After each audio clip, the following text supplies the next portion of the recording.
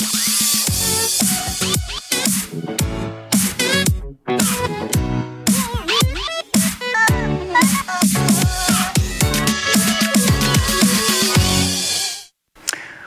and welcome to the very, very first programme 12378, a brand new show on the channel, all about speaking English and all about everybody or anybody who speaks English within this wonderful region where we are and where we live. Tonight, this afternoon and this morning, I have guests around me, and we're going to start with Helen. Welcome, Helen. Thank you. Nice to see you. Thank you for coming and joining us. We have Barbara. Hello. Good to see you too, Barbara. Thank you for joining in on the first one. And we have our very special guest from abroad, Iain McAnally. Nice to be here. Good, good. Right, before we get going, we're going to try and find out a little bit more about all of us. So, Helen, can we start with you? What's your story? Where do you come from? What do you do? And how did you get to this station today? Okay, I'm British. I'm originally from Manchester. I live in Les Yvelines, and I'm an English language trainer and coach. So how did I finally end up in Paris, in France, in Les Yvelines? I originally worked in the hotel and tourist business, which took me out to Asia, where I spent 15 years and where I managed to find a husband from Brittany. And I came back to France with my Breton husband and turned into a trainer, and that's what I'm doing now. And I specialise in adult continuing education. Okay, and within a company, which is? I actually go into companies, and I help people with general professional English and also specific skills like presenting, negotiating, running a meeting in an international context where they have to speak English and interact with English-speaking people.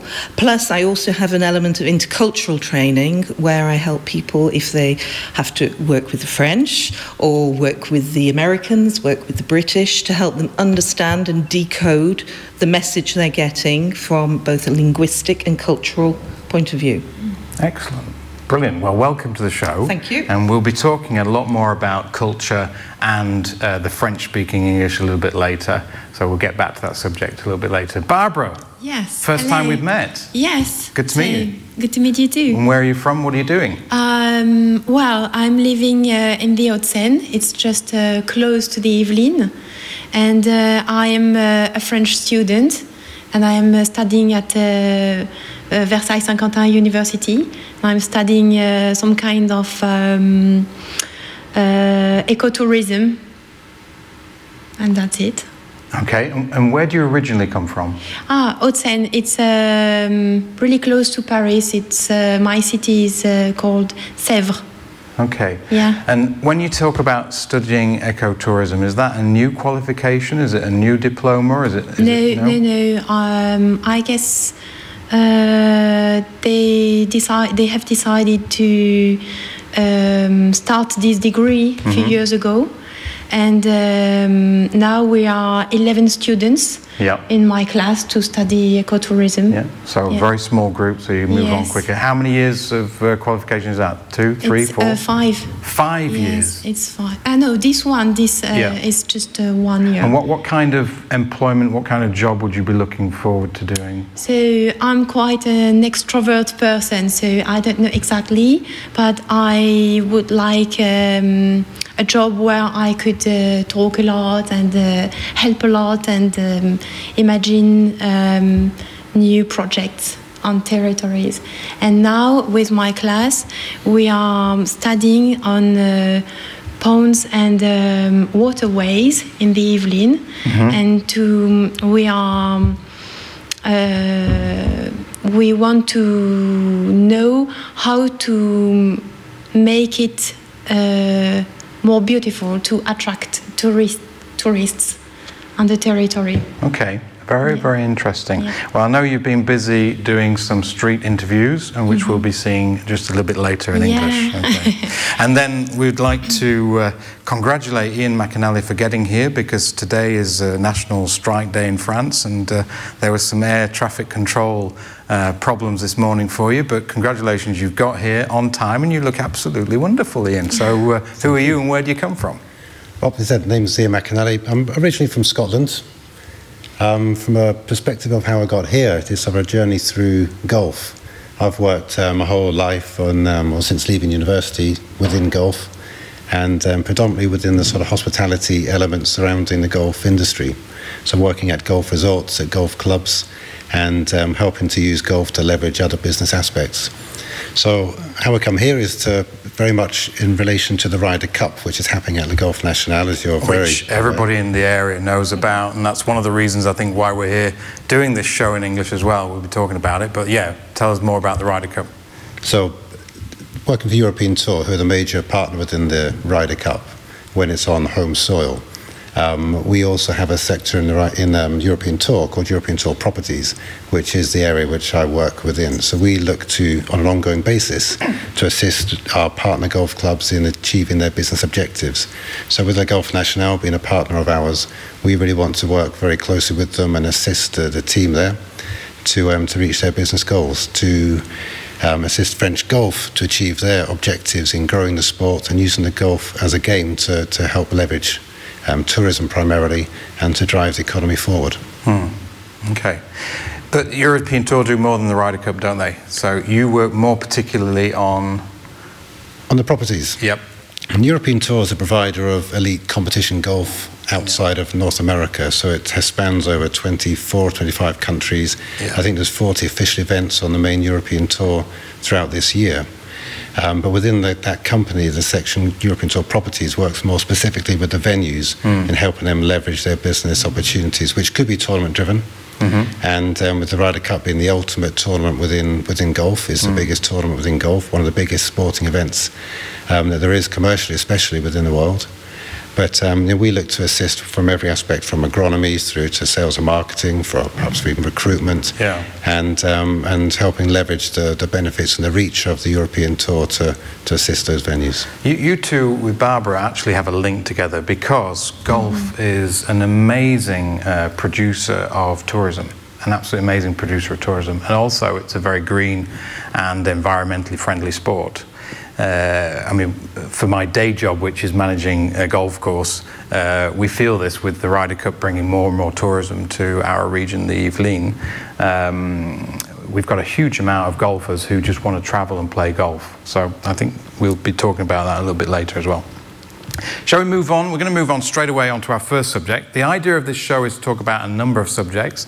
We're not obviously looking for any political opinions, and we're not here to do anything that we don't want to say or do. So we've got a few subjects. We're going to be talking about Paris 2024 and that announcement. And we're going to be asking Iain more about London 2012 and the kind of legacy it's been left. We're also going to be talking about Brexit a little bit, because I think we've got two Brits here, or three with myself, and maybe some opinions from Barbara as well, who's our French guest. And we're also going to be talking a little bit about independence, because we've got a Scotsman here, and we have also Spain, which is going through some real interesting times, and tonight especially, or the moment when we're recording this show, with probably Catalonia becoming an independent country. So let's get on to 2024. Iain, in 2012, London had the Olympics.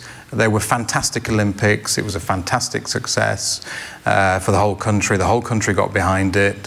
What kind of legacy has it left today? From a legacy perspective, it's interesting because, I mean, certainly the participants, the athletes that succeeded, and there was a tremendous success. I think the British team surpassed anyone's expectations of performance. They really performed well. The medal haul was far greater than anybody expected. Did Great Britain not get second or third on the Olympics medal? Yes. Something like that? Behind who? USA, of course? Behind USA. Yeah. Behind USA. But it certainly beat many of the previous sort of superpowers within athletics, such as Russia. Yep. China, maybe. Yep. But did tremendously well, and basically accelerated the athletes into sort of superstar status. They really became household names, where people like Jessica Ennis and Mo Farah, who won gold medals, really becoming pretty much the most famous sports people within the country, from not obscurity, but certainly from participating in sports that weren't necessarily seen as the blue ribboned events or what children would aspire to within schools. to participate within. People generally look for football or other sports, but athletics really was elevated to the forefront of people's minds. So from a legacy perspective, that's been maintained, and there has been a momentum that's carried on from that. That's the sports legacy? Yes. Okay. From a legacy of, the interesting point, there's been a lot of bad publicity within the use of the stadium. The stadium was designed purely as an Olympic stadium to host a particular sporting event, which was the Olympic Games. Yeah. The use of that stadium afterwards, it was certainly overbuilt to be utilised as an Olympic stadium or as an athletic stadium on an ongoing basis.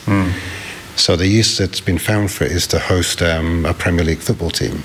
Which is? Which is West Ham United. Yes. And the cost of converting the stadium to become a football stadium was not too far off the original build cost of the facility itself. So several hundreds of millions of pounds were spent converting it to be able to host a football game. So talking about that, spending more and more after the event, because here we've got some articles from the Daily Mail about 9 billion was spent on the Olympics in London in 2012, and people are still complaining today that they can't feel a real economic impact, or it hasn't helped with low cost housing and things like that. What advice would you give to Paris 2024 to avoid or to make the best of the Olympic Games? What pitfalls should they avoid? Well, it's interesting to say about the social housing aspect, because the regeneration of the whole of the east end of London, where the Olympic Stadium was built, is incredible. It doesn't bear any resemblance to the towns that were there previously. There's a huge amount of infrastructure. There's a massive increase in the value of property and the desirability of property in that area. So from a financial perspective, there will be a lot of people that will have benefited hugely. Now, whether that money has been driven back into grassroots investment within sport is probably questionable, and whether people are going to feel the benefits of that sort of cascade down to that level is again something that you'll see a lot of debate as to whether the Olympics should be there to develop an area that was otherwise suppressed and allow property developers to make a fortune. That's the main part of the project in Paris. Hélène, you wanted to say something about birds. No, it was just an anecdote about when they were building the stadium, because as part of my training, the subject came up when I was talking to people in English about 2012, and I discovered that they'd used Harris hawks to control rodents and pigeons within the stadium, which I thought was quite interesting. And I've discovered since that major sporting stadiums in France actually use this as well. This system, like for example at the French Tennis Open at Roland Garros. Yeah. Okay, and what about what Ian's been saying about the legacy? Paris 2024, are we embracing it or are we worried about it? I think so. What Iain said about the East End, I went to university in the East End of London, and I've seen the difference between when I was at university and what has been achieved. It's renovated a whole part of the city. It's a different world. Yeah. It's fantastic. So Saint-Denis in the north of Paris should look forward to and I think a renewal. that I more and more feel that people are embracing it. I think the momentum was a little slow to take off, but I think the French, as in most sporting activities, once they're on board, they're on board. Yeah. Barbara, can I ask you a personal question? How old are you? I'm 32. 32, yes. So you will, in 2024, how is your generation, because we're a little bit older with, I think, what's your generation thinking about Paris 2024? I think we are... Because we waited 100 years for it. We are more and more embracing the project, and I think the main difference is that my generation is really... my generation wants to be careful with the environment, and this is the main point. Okay, having economic, how can I say, economic returns. Yeah, returns. Returns, benefits is a really important thing. But if we destroy the environment, sport is life. It's very important. But we have to be careful with environment, and I feel my friends also are really careful about this topic. We have to think about it. Yeah. France has a lot going for it at the moment. The last 6 months have been a very intensive period for France. We've got a new president. We've got the Olympic Games. We're only a year to go from the Ryder Cup, so that's 2 of the 3 biggest sporting events media-wise in the world are coming to this country. We're also planning on 2025 getting the Universal Exposition in Saclay, which is just down the road from here, not very far away, our neighbouring counties. What's the world thinking about France at the moment, Iain? How are they looking at us? Well, certainly from a sporting perspective, I mean, there's a huge focus in the Ryder Cup. We were just talking anecdotally outside about just how people might not realise the extent and the size of this particular tournament once they, when it's actually happening or in the lead up to it. Which one, sorry? Ryder Cup? Yeah, 1 billion, nearly 1 billion spectators on TV. And the infrastructure is going to go with it, the amount of interest that will go with it is a huge, huge tournament. So it's one of these that once the circus has left town, people will realise that was something incredibly special. And the legacy that can be retained from that, from a marketing perspective, from a driving tourism, driving interest and economical benefit to the area, is a huge, huge opportunity. But with the Olympics as well, that was really, that made a lot of headlines certainly in the UK from that run-in. And again, from a golf perspective, we can sort of focus on that. Golf, yeah. Then with golf being part of the Olympics in 2024, confirmed as well, which would be absolutely fantastic, because that then gives a double opportunity for France to really promote themselves on that golfing stage with a wonderful facility, and the facility being owned by the French Golf Federation, who then have the obligation to use that benefit to drive golf in the grassroots levels. Yeah. Any publicity or any talk about the Golf National, which is on our territory, being unique in the world, having Ryder Cup and in 2024 the Olympic Games? Nobody's ever done it before? Never been done before, and it's a huge opportunity for positive communication. It's something that's recognised, but hasn't been spoken about too publicly as yet. But that is certainly a marketing opportunity for this local area. Is that because there's a bit of enviousness or jealousy? I wouldn't like to say, but it is something which, if it was me here, then absolutely be shouting it from the rooftops, because that is an incredibly unique opportunity and distinction. We are very proud of the fact. Helen, Olympic Games, France got a lot going for it at the minute. What do you think? Do you feel it? Because you're in sports business, really, aren't you? Teaching, sorry, not teaching, training people to speak better English. I think, yes, within the various federations. You're going to be a busy girl. I'm going to be very busy, yeah.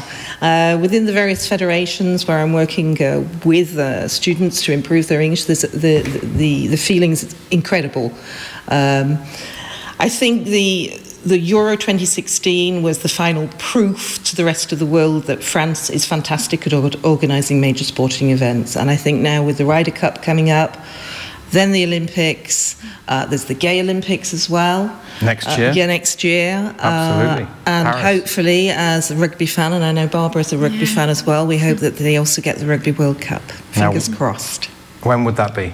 Sorry, I don't know. I think it's 2022, I think, yeah. But they've been bidding in London, and so fingers crossed that France gets that. Excellent.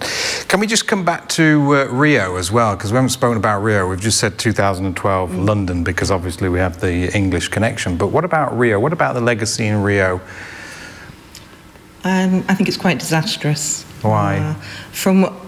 I think from the money that was spent on the infrastructures, which have now just been left to crumble. I think the poverty that existed in Brazil has not been helped by spending such money on the infrastructure there. That there's not been a lot done to help the people in the favelas, etc. Questionable. Barbara, any comments on that? I have no idea about that topic, because I do not have Brazilian friends, but it's obvious that poverty in Brazil is still here. Okay. Anyway, thanks guys for your comments. Shall we try and have a look at what some of our students in the local area think about what we're doing today? 1, 2, 3, 78. Let's have a look. Barbara, you've been busy in the streets of Saint-Quentin-en-Yvelines today. Yes, this morning. How many students did you interview? Quite a lot? I don't know, 5, 6. Okay. Maybe 7, 8. All right. Well, can we have a look at what Barbara's been doing all day today, and then we'll have a talk about it. Okay. Hello, what's your name? My name is Simon, nice to meet you. Okay. Where do you come from? I come from Germany, actually Hanover, so right in the middle of Germany. Hello, Jordan. I'm Barbara. Yeah, me too. Nice to meet you. Where do you come from? I'm from Mauritius Island. Wow. Hello, Anastasia. Where do you come from? I'm from Russia. Yeah, that's a great country. Hello, Jennifer. Hello, Barbara. Yeah, hello. Where do you come from, Jennifer? I come from Colombia, and I came in France in 2013. What's your name? My name is Li Xiaoyi. Okay. Where do you come from, Li Xiaoyi? I come from China. Why did you choose to study in France? Because I want to speak French. I don't have it at school, so I learned it at university during my period of studying. So I think spending some time abroad is a nice way to get some knowledge in speaking. It was my dream to come to France to study since I was 15, so why not? Even I'm 24 now, so yeah, it's a dream that's coming true now. I've just graduated the university in Russia, and now I decided to improve my knowledge of languages, French and English, of course, and also it's cheaper, and that's why I choose to study in France, because the opportunity is a huge opportunity for me to know. To meet other cultures, to the experience of the language also, because my country is a Spanish language, and here they speak French, so I learn French here, and also English. And I met new people.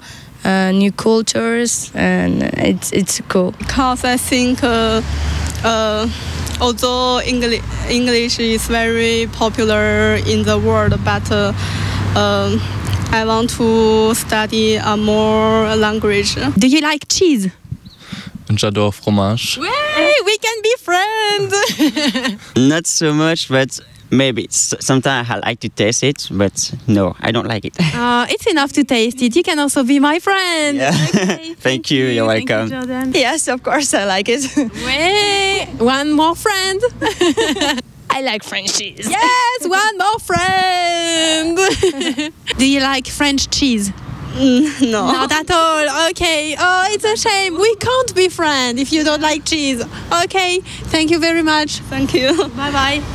Barbara, you are a natural. Well done. Brilliant. If we could applaud, we would, and if we had a public, I'm sure they'd be rapturously in applause. Did those students not think you were a bit strange asking them to talk in English when they're supposed to be here to learn French? Yes, but I explained them that it was for this TV show and that it was for English-speaking people living in the Yvelines, so they understood. Did you find that their English was a good level, or better than their French? No, their English was better. Better than mine, but I think the most important is to be understood, and then so it's just to be understood is the most important. Yeah. Quick question for you, French people. Yes. Because we're going to be talking about this now for the next 5 minutes. French people, are they good at English? No. Why? So sorry for my French friends. Yes. We start to study English quite late at school. I remember my generation, we started studying English, I was 10 years old. It's too late, because we know that to learn a language you have to start much more earlier. And then French people are quite shy to talk between each other, because we are shy to make some mistakes.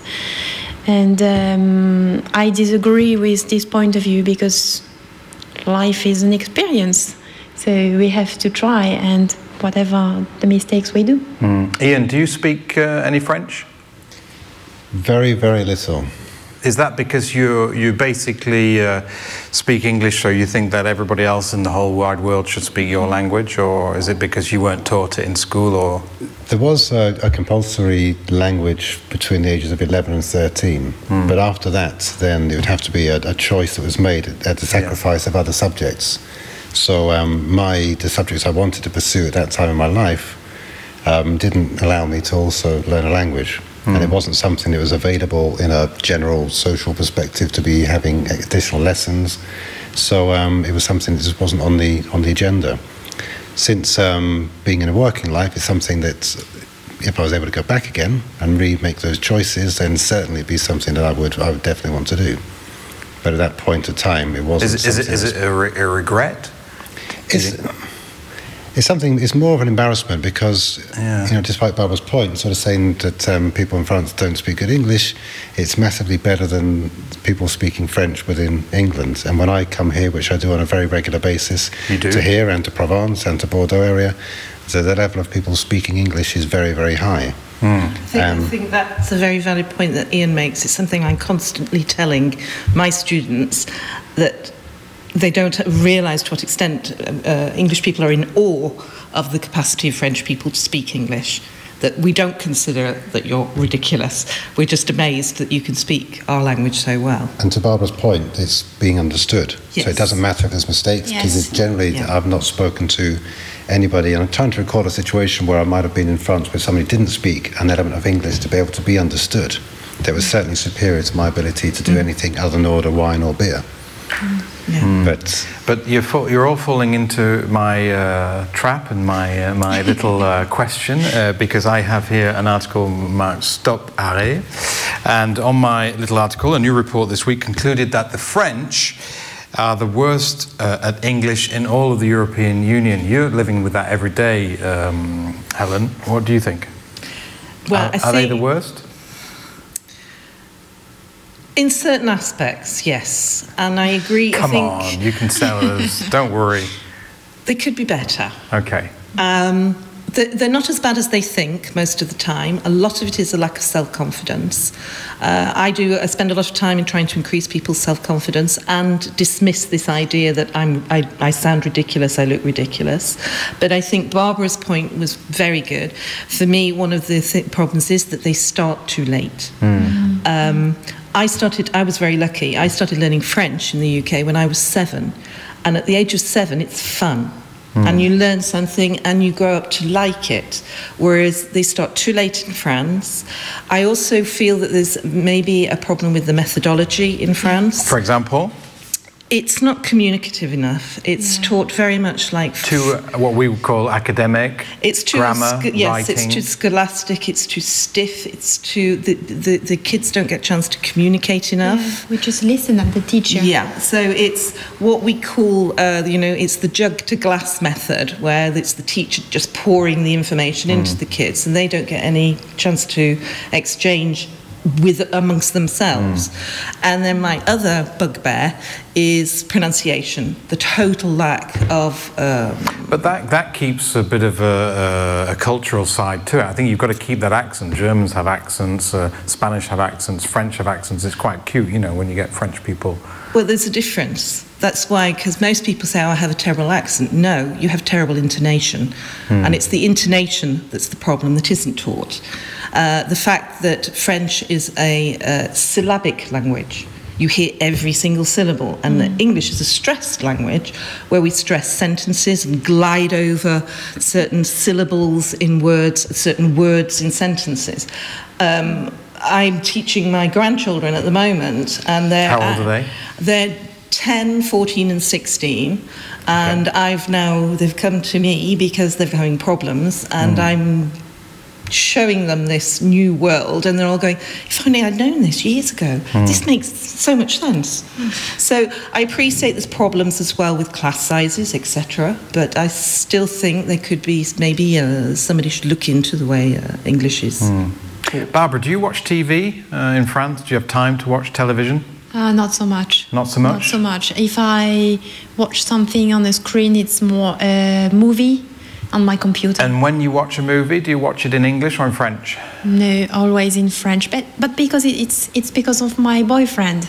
It's always the fault of the guys, isn't it? It's always the fault of the guys. The fault of the guy. Okay, well, we'll tell him off. But my question is oriented. It's if you in France, if you go to Holland, or if you go even to some parts of Belgium and in Germany, you can get TV, English speaking, not necessarily British, but CNN and whatever. But you can also get British series on TV in English all the time, and you can also watch movies in English. Do you think that's missing here in France?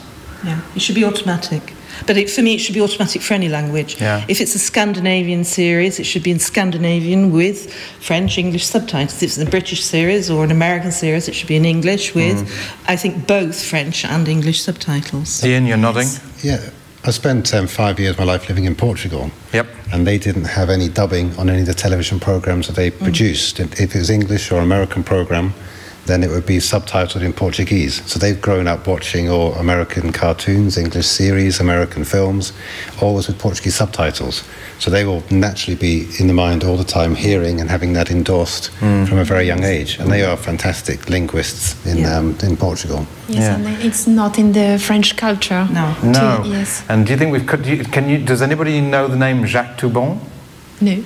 No, Yes. you never heard of Jacques Toubon? Jacques Toubon, yeah? The politician? Yes? Yes. Do you know what he's famous for, what legacy he has Well, then as a French politician? Various laws. I can't. So maybe he speaks lots of languages? No, Jacques Toubon. Oh, it was He's the former culture minister, and he's actually blamed quite a lot for putting too much emphasis on protecting the French language. That means that all those asterisks with stars with the translation of every sentence on different publicity or adverts or whatever, Jacques Toubon. So sometimes the French are accused even of being too protectionist on the language. Do you not agree with that? I'm a little bit divided because I'm a great believer in letting a language develop and grow, because all languages have to. Yeah, but in French you've got le parking, le camping, you've got lots of English words. I think when there's a French word, which one of the words that irritates me is le battle. I mean, why do you have to say le battle? This bataille. Is that on one of those famous TV shows? And challenge, no, and défi. So when this really is a word, but then something like a hot dog, there isn't really an equivalent, is there? I'm sure. So I think there's certain limitations that have to be protected, but I also think the French language needs to be protected because, like all languages. Why are we talking about this subject? Let's be honest. I mean, if France, Olympic Games, Ryder Cup, this area especially around Versailles and in Saint-Quentin-en-Yvelines, there's going to be a lot of English people hanging around this place for many years to come, or British or Americans or just English language speakers who are coming in to do various subjects. How quickly do French people learn English, Helen? That's the how long is a piece of string question, Paul. Yeah. It's obviously certain people are more gifted for learning languages than others. Depends on your motivation. How much time you put in yourself. But basically to get to a basic... What's the best way to learn? Again, everybody has a different learning style. Okay. Obviously, I'd promote one-to-one teaching, training, but the best thing is if you're taking classes, it's what I call behind the scenes work that you do. Yeah. It's like training for a marathon. You don't just go and run a marathon immediately. You have to do a little every day. And it's better to have, if you're learning English, a little contact every day to build up your skills, your vocabulary, your listening skills, which... that's basically, I advise people to do that. And if you've got your TV shows with subtitles, it helps. Barbara, how many hours of English do you do a week? 2 hours a week. Not enough, is it? Not enough. And in our class, some students don't speak English at all. Nothing. Almost nothing. But I was thinking there is another subject, is that for the French government, I guess they also have to be careful that French people learn French in a really good way. And only when they speak really good French, they can learn another language. So, and the classrooms are sometimes, not all the time, are sometimes crowded, and people and students cannot. I'm going to give Iain a piece of advice because you don't speak any French, and I'll tell you how in 1989 I learned to speak French. It was walking from my flat in the centre of Dijon to the university in Dijon every day for 50 minutes listening to French music and not understanding a word of it, but at least singing it and repeating it. So that's a piece of advice for you. Get onto some Jean-Jacques Goldman and stuff like that. Sure, have to. But it's interesting just listening to Helen's point on the making it fun for learning. My daughter is, she just turned 8 last week, but she's been learning at school for the last 2 years French on a very limited basis, 1 or 2 hours a week. And what she can do is she comes home and we're singing nursery rhymes in French. And she loves doing that, and she remembers them verbatim and thinks it's great fun. So she knows a lot from that.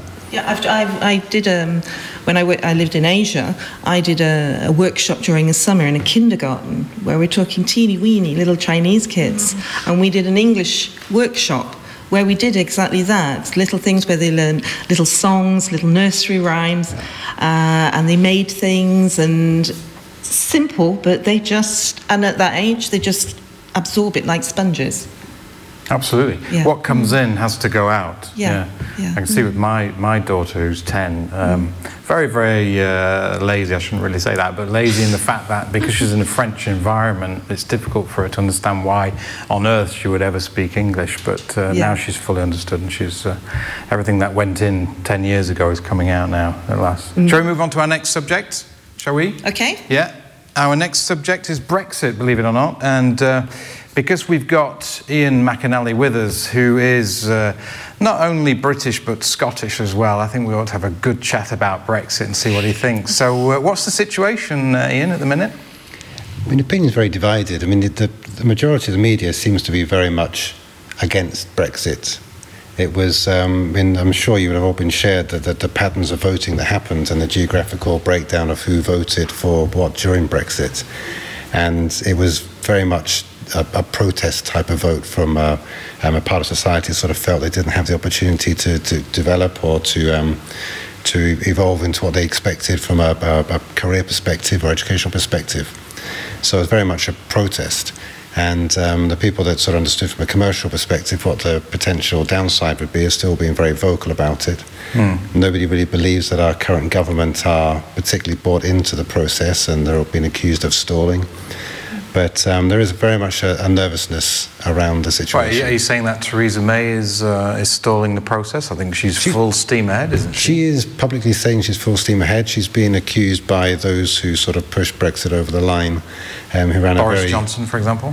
Yeah, he's been accused by Boris and Nigel Farage very much of stalling through the process. But they are heading for a date. It's the 19th of March 2019. Helen, you're British, but you're asking for French nationality, I believe. Yes. Tell me. Well, I'm married to a Frenchman, but I'm just afraid of what the consequences could be of Brexit. I'm very, very sad with the vote. I'm a lifelong supporter of European membership. I even campaigned for it in the referendum under Edward Heath. So that's how far back my support for Europe goes. But I think because it's such an unknown thing at the moment, we don't really know what's going to happen. I want to guarantee that I'll have a passport where I can travel freely and that I can live and work with no problems in France, which is now my country of adoption. Absolutely, and I think you're very, very welcome to be here. Barbara, 32 years old, do you think we're moving backwards or forwards with Brexit? Well, I don't know if it's really the point. It's more we don't know and we can't know where are we going with this Brexit. The only thing is that I could never believe that the Brexit would be confirmed. Like I was shocked in the morning. I could never believe that, and I remember a few years ago I was studying in another university, and one of my English teacher was a student coming directly from England, and we talked about that before the Brexit, and she said, I will never be allowed to teach you if once we have the Brexit. And now that the Brexit is here, I was thinking about this teacher, and of course it shows the situation of thousands of persons who are in the same time in England and in France. So the situation will change for them. Absolutely. Yeah. Helen? Well, I think from the word go, when the Brexit discussions started, I said to everybody, be careful because of the British media. And for me, from the start, they were the big danger. So you can invite me back, Paul, to talk about British media from a linguistic point of view. Yeah, we can review some of the newspapers like The Sun and things like that. It's a good idea. We will have you back if our programme manager will have you back. Iain, you were talking earlier when we were just chatting quickly about the show. You said that you've come up with something very interesting about jobs and the situation with immigrants and Brexit, and I'd never thought of that, but you're absolutely right. What were you talking about? Well, this, in relation to many jobs which are being filled by non-British nationals in the UK, which are hugely important to be able to make society work and to be able to make, commerce work correctly. And, speaking primarily from the hospitality industry from which I've worked, all of my career, it's been very difficult in the few jobs I've had in the UK to actually recruit people for particular roles from within the pool of resource available in the UK. The unemployment has historically been low for a generation. What are we talking about now, unemployment in the UK? Let's say 3%. It's a low number. 3% to our 10% in France, yeah. And the 2% of people that aren't employed, there's going to be a large amount of those people who perhaps are not inspired to work. So the jobs that they have been sort of feeling that they would be qualified for. So basically, you're saying that the UK is in full employment, and to grow, they need more immigrants. Is that right? I would certainly say that anyone in the UK who really wants to work has pretty much got that opportunity to work, excluding some particular areas and excluding some particular circumstances, obviously. But in general, there is an opportunity across most industries, and particularly talking about hospitality industry. Then there is an opportunity for anyone who has any sort of qualification or motivation to work in that sector. There are jobs available. But do you really think that Brexit means we're going to stop having European nationals coming and working in the UK? Not. I mean, this is what's unknown. But I was saying nobody just actually knows what's going to happen. And we don't know what the terms and conditions of that Brexit deal are going to be. We don't know what the cross-border criteria will be. We don't know how easy it will be to get work permits for people to come in and do those very essential roles. I mean, to use an example of, as we were speaking about earlier, sort of finding people to do housekeeping within hotels, or to be stewards in the kitchens of hotels, or to be doing landscaping teams within the corporate hospitality grounds or hotel grounds is very, very difficult. And that role gets filled generally by agency staff who are being recruited from other countries because there is nobody available to do that job in the country. Yeah. And that's the sort of fear that people have, is that the Brexit was very much run, and I agree entirely, through the media and the language the media used. It was a fear factor of making people think that this is... The 3 million Europeans working on our soil, but only 500,000 Brits in Europe. To use a Trump term, it was fake news. Okay, that's a good term. We'll talk about him next time as well, I think, on the next show. He would actually come very nicely into the same sort of emotion within people making a decision where they feel they haven't got an opportunity to develop. They feel that they don't have a chance to gain more from an income, more from a security for their families. And so when somebody comes along and says, well, the reason that isn't happening is because, it's immigrants coming from European countries who can come and take our jobs, or it's we're paying too much social security to people who weren't born in the country, or it's Mexicans coming across the border. There's that fear factor that makes people think, well, yes, that's change we need. Yeah. Barbara, you put your hand up to join in this show, and thank you very much. Was that because you have an ambition maybe to work abroad with your tourism aspect, or not? And to follow up on what Iain was saying. Well, I think I would like to stay in France. Yep. but also because I said my boyfriend, but actually it's my husband, and we have a daughter, and I would like her to grow up here, absolutely, in France.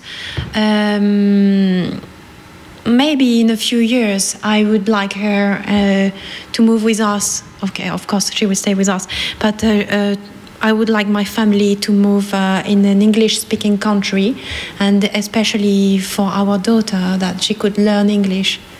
Yeah, absolutely. And actually, she's in English-speaking school and also French-speaking, both languages. Helen, just last question really on Brexit, unless you have any comments, but I mean, you said you voted to get into Europe, but Britain's always had one foot in and one foot out. You know, we're not, you know, we've still got the pound, and I mean, we can remember old Margaret Thatcher and how favourable she was to Europe. Yeah. Do you think we'll ever get out of this story?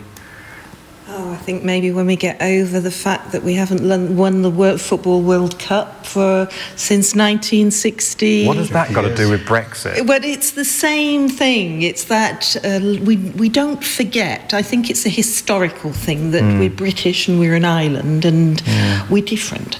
And it's this Brit thing that... But can't you be different within a federation or not? Or are we looking like Britain's going to be like Switzerland and just go it alone and just have deals? I think one of the fantastic elements of the European Union was that everyone did have their own cultural identity, but under a common economic market. And the single currency obviously made a great deal of sense within that. I know Britain wasn't part of that single currency for reasons that I fail to understand. But I think that diversity of socially and historically is something that was a great benefit. Okay. Thank you for your comments. Now we're talking about Brexit, exit and going out. So let's have a look what we can get on and do in the Yvelines this weekend. Whether you've lived in the Yvelines for a while or you just arrived, now that the school year has started and that your life has taken on a new rhythm, you want to know more and embrace better the territory that you're living in. You could do like everyone else and go visit the Versailles Palace. Or you could go hike in the famous Rambouillet forest along the ponds and rivulets built by Louis XIV and his engineers to provide water for Versailles. Or you could enjoy the entertainment center in Saint-Quentin. Or you could follow our advice and enjoy the Yvelines territory a whole new way, by tasting it. For the appetizer, why not try the local craft beer at Brasserie Au Cloc in Bois d'Arcy.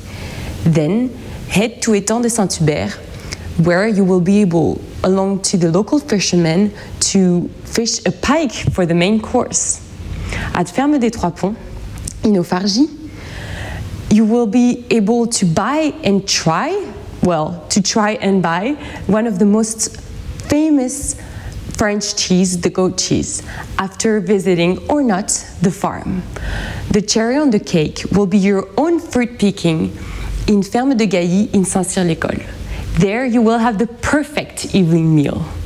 And to enjoy it to the fullest, don't forget to greet Bon Appétit at the very beginning of the meal. For more information, go check the website sortir-yvelines.fr.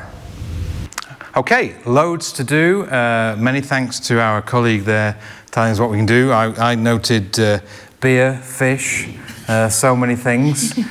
Before we move on to have a chat about it, Barbara, you got 2 or 3 things you wanted to tell us about. Yes, I wanted to give sport lovers 2 or 3 ideas about what to do this weekend. I could go on the biggest leisure complex, outdoor complex in the Île-de-France, and it's called Base de Loisirs de Saint-Quentin. Okay. And the leisure, what would you call it? Leisure park? Yeah, leisure park. Yeah. Yes, and you can go fishing, you can go walking, and you can go in the park to use a whip zyre, which is A whip zyre. Zip line, a zip line. Zip line. Thank you. Which is 150 meters long.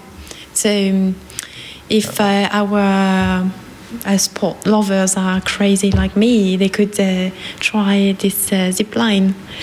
And then you can also go there, and you could climb. Is it free? I'm sorry, is it free? No, it's not free, but it's not expensive, and you can find all the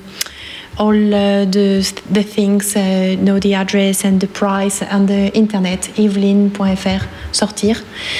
And then you can also go there and climb tree to tree. I don't know how is it called. I don't remember. Tree climbing. It's like a tree climbing, but ropes and the things when you go from tree to tree. Yeah, an adventure park. Yes, we talked about this before.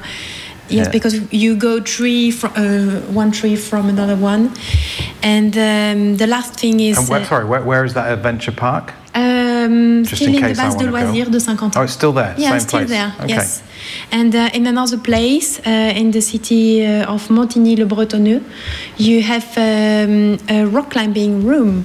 So indoor rock climbing. Indoor rock climbing. Yes. Okay, and what if you're a beginner? What if you've never done any rock climbing? So on internet that even if you are 3 years old, you can start, and you can have special shoes, and you can have a teacher with you, and it's not expensive, and it is open every day. Every day, 7 days a week. 7 days a week. Rock climbing. Yeah. Okay. So if it's raining. Helen, what are you going to do? Leisure park, adventure park, or rock climbing this weekend? Oh, all three. All three, of course. I can see that. I think I'll be going for a stroll in the gardens of Versailles. Yeah. Is that your favourite place? Yeah. It is. Yeah. Do you go there every weekend? Practically. If we don't go there, we go to the Arboretum. There's a nice Arboretum just next door, which is much less crowded, very peaceful, and at this time of year it's beautiful with all the autumn colours. Have you ever been able to visit the region? Because, I mean, you're here quite often, but it's always for work, and you're quite busy. Very little. Yeah? Very little. But with the Ryder Cup, you should do, because there's going to be a lot of things going on at the Ryder Cup next year around Versailles. And the Ryder Cup is something which the Ryder Cup Europe team within the European Tour recognise that this is something that has to bring tremendous value to the region, and to try and embrace elements of what's unique within this area. And obviously what we all know about in Britain and the rest of the world is primarily Paris and Versailles. And those two elements as a catalyst to bring people in and as an easy communication are very, very strong. So yes, I mean I've been in Versailles, I've been through Paris, but not as intimately as I'd like to, because kept very busy by the Golf National. Yes, I can see why. Yeah. Okay, we're going to move on to our final subject of the evening, because we haven't got much time left. We're running out of time, and we're just going to make best really of Iain McAnally being here and talking about independence, because today, on the day that we're recording this show, is a very important day for Spain and Catalonia, maybe, with a historical decision of part of the country to leave another part of the country. Well, we're not in the same situation in Britain, really. It's a union of different nations. But do you know where we are with Scotland at the minute? And you're Scottish? Having not lived a great deal of my life in Scotland, I've been there maybe 7 years combined throughout my life. It's difficult for me to sort of speak from perhaps the emotional aspect that many people in Scotland would have felt when they were trying to push independence through. I mean, from a personal perspective, certainly remember waking up to the result with a great deal of relief that it was marginally in favour of remaining as part of the Union. What was it, something like 52-48? It was even closer, I think. It was sort of 51-49, very, very close. And again, similar to the Brexit voting, it was very regionalised in where people were voting. But I think it comes down to the same sort of emotions within that vote that you were seeing within Brexit, where people who felt they didn't necessarily have a voice, people who felt they didn't necessarily have the ability to progress, used that opportunity to protest and look for a change. And they would perhaps feel that, well, nothing's going to be better if we remain doing what we're doing, so if it changes, it doesn't get any better, then it doesn't get any better. And maybe that might penalise some of the people who are profiting from the way the economy is being driven. So it's a very similar emotion, I think, that went through that process, but perhaps the opposition to the Scottish independence was better managed than the opposition to the Brexit vote. Okay. What do you think, Helen? Is it moving apart better than staying together in this world which is getting smaller in a way, isn't it? No, I'm like, I was relieved when Scotland stayed, but I think... Is that just out of a pride question, or...? We're British and so Scotland has to be there, or can we be British and not have Scotland? Yes, but I think the difference between the Catalonia and Scottish question, I don't think Scotland could have survived economically on its own, whereas Catalonia possibly could. So there's an economic aspect to it. I think it would have been disastrous for Scotland, and I wouldn't like to see part of the United Kingdom suffering like that. Obviously, there's a British aspect that, for me, the United Kingdom is the United Kingdom, and I don't want to see it break apart for historic reasons. I'm English, but my roots are Irish.